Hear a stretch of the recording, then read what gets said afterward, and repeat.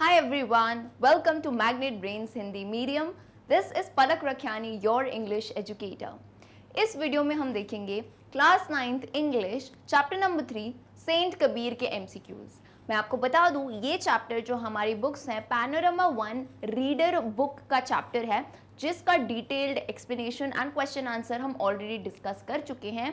So if you have missed something, आप जो है डिस्क्रिप्शन में full class 9th playlist link दी गई होगी, उसमें से सारे चैप्टर्स को जो है आराम से फिर से देख सकते हैं। सभी वीडियोस बिल्कुल ही फ्री ऑफ कॉस्ट है।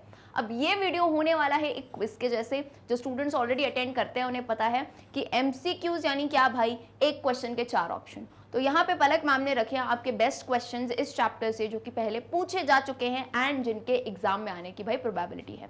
तो ये क्वेश्चंस रख के मैंने तो अपनी ड्यूटी निभा ली। What is your duty as a student? आपको इस क्विज में अच्छे से पार्टिसिपेट करना है।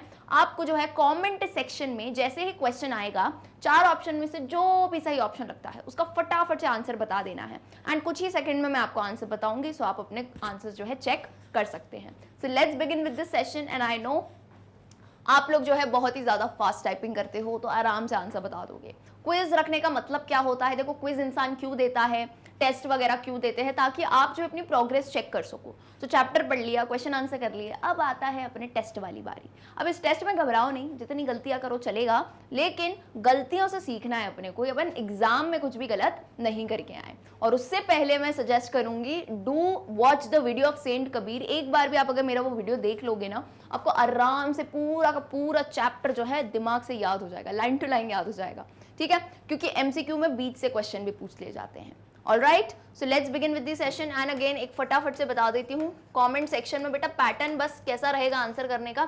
छोटा सा कष्ट आपको करना पड़ेगा कि क्वेश्चन नंबर जरूर लिख देना है ना, बिना क्वेश्चन नंबर आप ऑप्शन मत लिखिएगा। कुछ बच्चे डायरेक्ट ऑप्शन लिख देते हैं।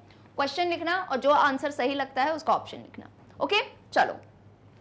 So question number 1 on your screen says Kabir was against dash system.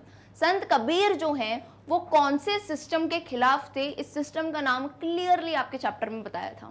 A caste, B varna and caste, C sati प्रथा या D none of these. So आपको एग्जैक्ट जो आपके चैप्टर में सिस्टम कहा है उसका नाम आपको बताना है। सो आपको मैं दूंगी चंद सेकंड, कुछ सेकंड दूंगी, फटाफट से इसका आंसर मुझे कमेंट सेक्शन में बताओ। A, B, C या D? So it is very obvious है ना। हिंदू मान्यता में ऐसा एक कास्ट सिस्टम बताया गया था कि जिससे जो है 4 कास्ट में बांट दिया गया था। सो इस कास्ट सिस्टम को हम क्या कहते हैं? वेरी इजीली, आई होप सभी ने आंसर दे दिया है। Option B, varna and caste system. Varna and caste system basically क्या होता है? कास्ट को 4 कास्ट में डिवाइड कर दिया जाता है ना, अपर्स और लोअर्स करके पूरा हो जाता है वो 4 जो कास्ट में डिवाइड करते हैं। उसका नाम आपको अच्छे से बिल्कुल याद करने हैं, ठीक है? I hope it is clear. चलिए आते हैं नेक्स्ट क्वेश्चन, क्वेश्चन नंबर 2 पे। Now question number 2 says Kabir was from 1448 AD to dash. Kabir ji का जो टाइम था 1448 AD से कब तक था? A 1518 AD, B 1560 AD, C 1590 AD या D 1620 AD। सो आपको बताना है करेक्ट आंसर। बहुत ज़्यादा देखो इंग्लिश में हिस्ट्री जैसे डेट्स नहीं देते हैं, कुछ कुछ ही डेट्स देते हैं, तो उन्हें कृपया करके आप याद रखेंगे, ठीक है? तो इनका पीरियड कब से कब तक था? 1448 से लेके बहुत ही आसान आंसर है 1448 में, और जो नेक्स्ट आएगा उसके आखिरी में भी 80 आता है, यानी 1518 AD। Option A becomes the correct answer. Okay, चलिए। और ये डेटा आपको अगर पहले याद नहीं थे तो कोई बात नहीं, आप ही याद कर लो राइट नाउ, आप इसको अच्छे से याद कर लो। चलो आ जाता है क्वेश्चन नंबर 3 पे। Kabir was the dash of a widow. A father, B brother, C son, D husband. Kabir ji एक विडो के, विडो कौन होते हैं? जिसे हम हिंदी में विधवा कहते हैं, या फिर जिनके जो है हस्बैंड की डेथ हो जाती है। तो Kabir was the dash of a window. वो उनके पिता थे, भाई थे, बेटे थे, हस्बैंड थे। तो मुझे लगता है बहुत ही आसान सा क्वेश्चन है ये, right? Correct answer is option C, son. वो एक विडो के बेटे थे। ऐसा माना जाता था कि उनका जन्म जो है एक हिंदू विडो मदर ने दिया था। ऑलराइट, सो करेक्ट आंसर हो गया ऑप्शन सी। चलिए, आई होप स्पीड बहुत ज़्यादा फास्ट नहीं है मेरी, क्योंकि बहुत इजी से क्वेश्चंस हैं, चैप्टर अच्छे से पढ़ा है तो जल्दी आ जाएंगे। चैप्टर नहीं पढ़ा होगा तो कितनी भी देर रुको नहीं आ पाएंगे क्वेश्चन, ठीक है। चलो क्वेश्चन नंबर 4 पे आ जाओ। Kabir was looked after by a dash couple, A Hindu, B Buddha, C Sikh या डी मुस्लिम। लुक्ड आफ्टर का मतलब ये होता है पालना पोसना। भाई पैदा करने वाले भी होते हैं और किसी के पालने पोसने वाले पेरेंट्स अलग होते हैं, right. Born and brought up जिसे कहते हैं, ठीक है। तो पैदा तो वो हिंदू मदर से हुए थे, लेकिन उनको पाला पोसा किसने था, डैश कपल, और उनका नाम भी आपको याद हो तो बहुत बढ़िया बात है। Correct answer is D, Muslim couple. और नाम क्या था उनका, नीमा एंड नीरू नाम था, मुस्लिम कपल थे ये, okay, alright. So correct answer हो जाता है 4th का डी। चलिए coming to question number 5।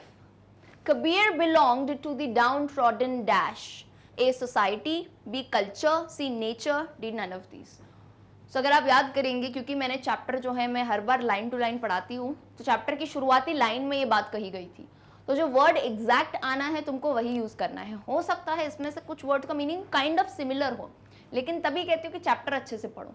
Chapter की लाइन में क्लियरली दिया है Kabir belong to the down trodden. Downtrodden का मतलब बेसिकली होता है पुअर या फिर नीचे जाति के जो होते हैं, right. So down trodden society, down trodden society से वो बिलोंग करते थे, यानी बहुत ज्यादा वेल ऑफ नहीं थे वो, एंड जैसे कास्ट सिस्टम में डिवाइड किया जाता तो वो बहुत काफी लोअर कास्ट टाइप से आते थे। चलिए coming to question number 6। Kabir was against dash evils, A family, B country, C social, D none of these. Kabir ji किस ईवल के खिलाफ थे, इनमें से कौन से ईवल थे, ऐसी कौन सी बुरी चीजें थी जिनके वो खिलाफ थे, फैमिली के, देश के, सोशल ईवल्स के यानी समाज में जो ईवल होता है, या फिर इनमें से कोई भी नहीं। सो बहुत ही बेसिक सा आंसर है उनको दिक्कत किसी फैमिली से नहीं थी, उनको देश से भी कोई दिक्कत नहीं थी, लेकिन समाज में यानी जो सोशल ईवल्स हैं जैसे अनटचेबिलिटी यानी छुआछूत हो गए, है ना, रिलीजियस एक्सट्रीमिज्म, धार्मिक कट्टरवाद हो गया, इन सब से उनको काफ़ी दिक्कत थी, इन सब से बिल्कुल निंदा करते थे इन सब चीज़ों की अपनी कविताओं में, अपने गानों में। Okay, so correct answer C होता है। चलो क्वेश्चन 7 पे आ जाओ, बहुत ही इंपॉर्टेंट क्वेश्चन है भाई, इसको भूलना नहीं, ये आ सकता है एग्जाम में। Kabir became a disciple of dash in his young age, A Ramanand, B Ramkant, C Ramshankar, D Rambhav. बहुत अच्छे तरीके से तुमको कंफ्यूज किया है, राम राम करके सेम टाइप के जो है नाम दे दिए गए हैं, तो कंफ्यूज मत होइएगा।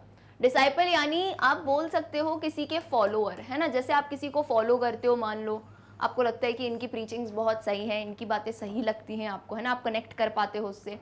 तो कबीर जी बहुत ही छोटी ही उम्र में, यंग एज में डिसिपल बन गए इनमें से कौन से संत के, रामानंद, रामकांत, रामशंकर, रामभाव। सो आई होप सभी ने इसका आंसर दिया होगा। Correct answer is a Ramanand, संत रामानंद, जो कि यार बहुत ही प्रसिद्ध संत थे, वैष्णव संत थे वो, लेकिन उनके जितने भी स्टूडेंट्स रहे हैं, जितने भी डिसाइपल रहे हैं, वो सभी बहुत निखर के आए हैं। लाइक देखो, आप कबीर जी की बातें जब आप पढ़ोगे तो आपको लगेगा ना कि इनका गुरु कोई बहुत ही अच्छा रहा होगा जिन्होंने इनको इतनी अच्छी बातें सिखाई, तो ये है उनके गुरु रामानंद। ओके, सो 7th का आंसर होता है A. Coming to question number 8। Kabir was believer of personal dash, A human being, B matter, C things, D God. तो बहुत ही इजी से ऑप्शन दे दिए तुम लोगों को। कबीर जी पर्सनल यानी खुद के, ओन किसके बिलीवर थे, अपना खुद का क्या होना चाहिए, इंसान, मैटर, चीज़ें या भगवान।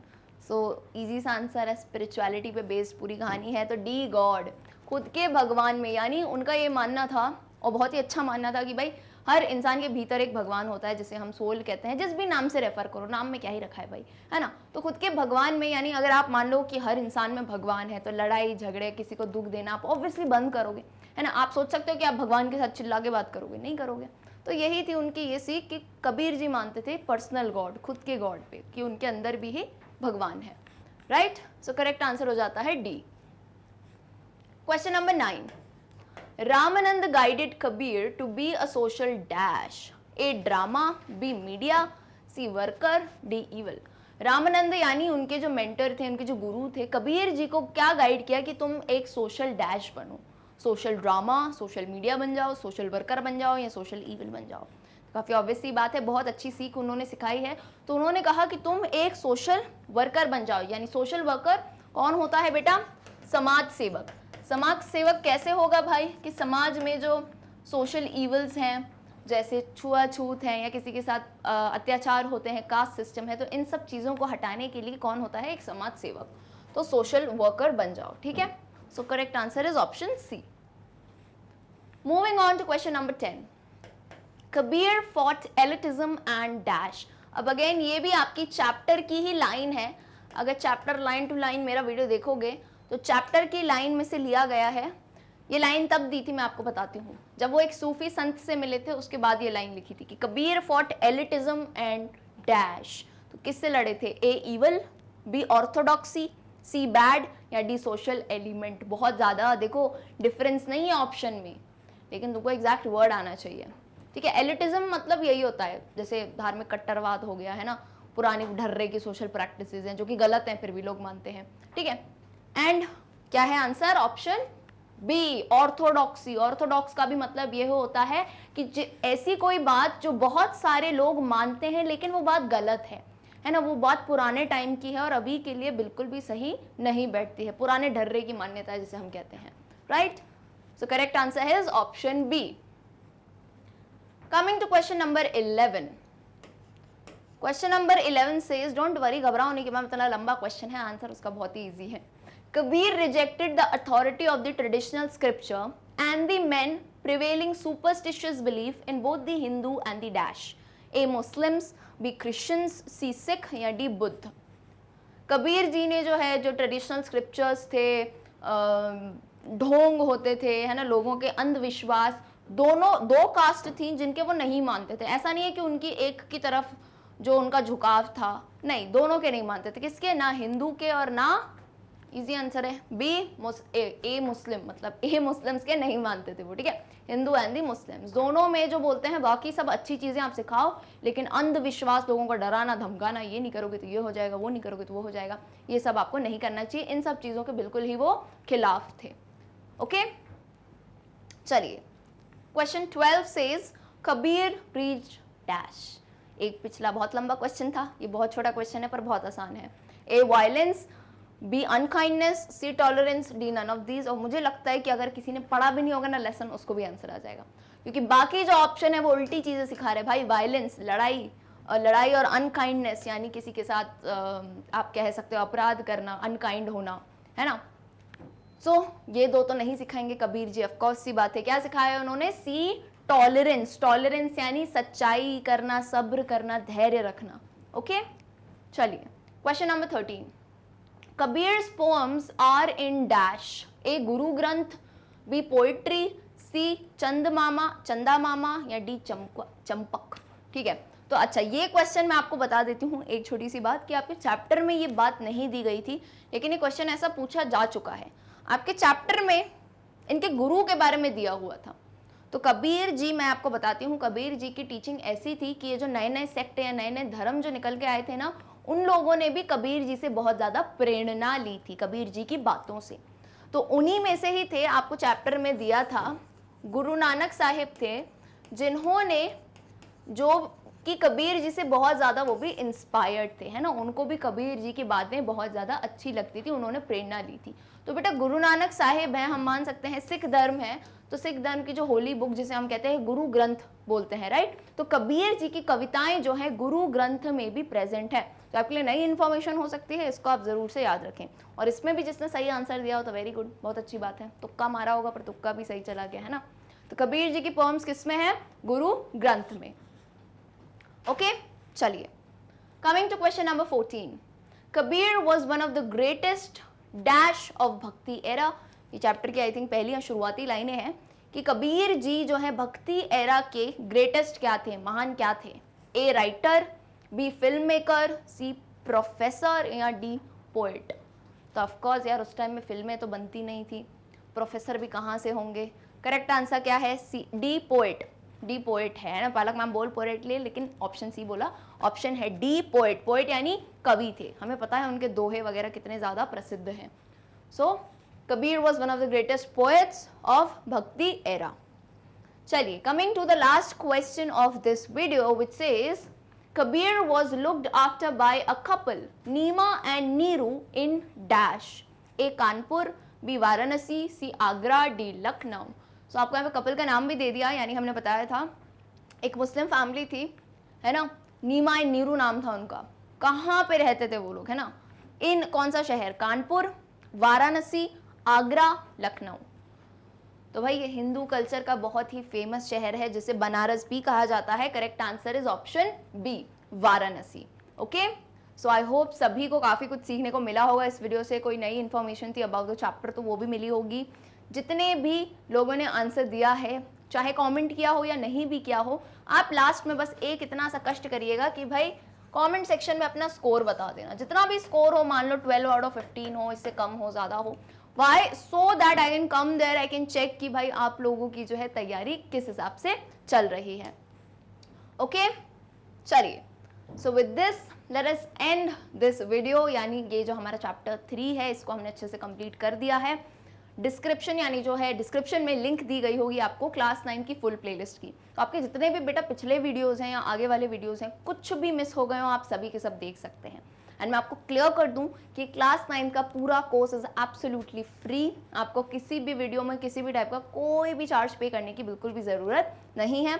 कोई भी वीडियोस आप देखना चाहते हैं आप हमारे चैनल पे जाइए, प्लेलिस्ट करके दिया होगा, है ना, प्लेलिस्ट में जाओगे सभी बोर्ड्स के आपको दिख जाएंगे, सभी क्लासेस के वीडियो लेक्चर्स आपको अच्छे से दिख जाएंगे एंड सभी सीक्वेंशली अरेंज्ड हैं। So see you all in the next class, till then good bye.